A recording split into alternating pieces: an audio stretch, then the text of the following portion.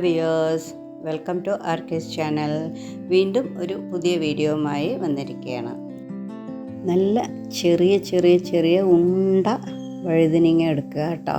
എന്നിട്ട് അതിനെ ഒന്ന് നാലായിട്ടൊന്ന് വരഞ്ഞു കൊടുക്കുക. നമ്മളിതിൽ ചെയ്യണ പോലെ നല്ല വൃത്തിയായിട്ട് കഴുകിയിട്ട് ഇതിനെ ഒന്ന് നാലായിട്ട് വരഞ്ഞു കൊടുക്കുക കേട്ടോ.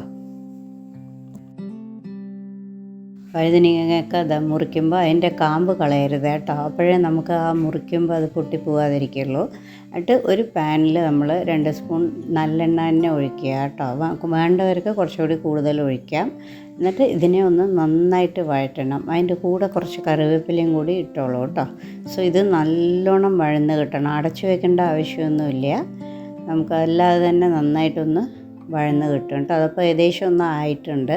ഇനി കുറച്ചുകൂടി ആവാനുണ്ട്. നല്ലോണം ആയിക്കഴിഞ്ഞാൽ നമുക്കതിനെ ഇപ്പോൾ ഇതാ ഒന്നുകൂടി വാടി ഇപ്പം നല്ലോണം ആയി. നമുക്കതിനെ ഒരു പാത്രത്തിലേക്ക് മാറ്റി വയ്ക്കുക. അതേ പാനിൽ തന്നെ നമ്മൾ 1 സ്പൂൺ എണ്ണ ഒഴിച്ച് കടുക് പൊട്ടിക്കുക, ജീരകം, പിന്നെ 1 സ്പൂൺ പെരുംജീരകം, കുറച്ച് കറിവേപ്പില അതും കൂടി ഇട്ട് അതിലേക്ക് നമ്മൾ ഒരു ഉള്ളി കൂടി മുറിച്ച് വെച്ചിട്ട്, ഉള്ളിയും വെളുത്തുള്ളിയും കൂടി മുറിച്ച് വെച്ചിട്ട് അതും കൂടി ഇട്ട് കൊടുക്കുക കേട്ടോ.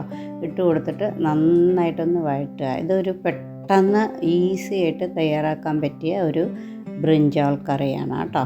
നമുക്ക് ഉള്ളി ഇത് ഏകദേശം മൂത്ത് വരുമ്പോൾ നമുക്കതിലേക്ക് ഒരു 2 തക്കാളി കൂടി ഇട്ട് കൊടുക്കുക കേട്ടോ. എന്നിട്ട് തക്കാളി നല്ലോണം ഒന്ന് മിക്സ് ചെയ്ത് കൊടുക്കുക.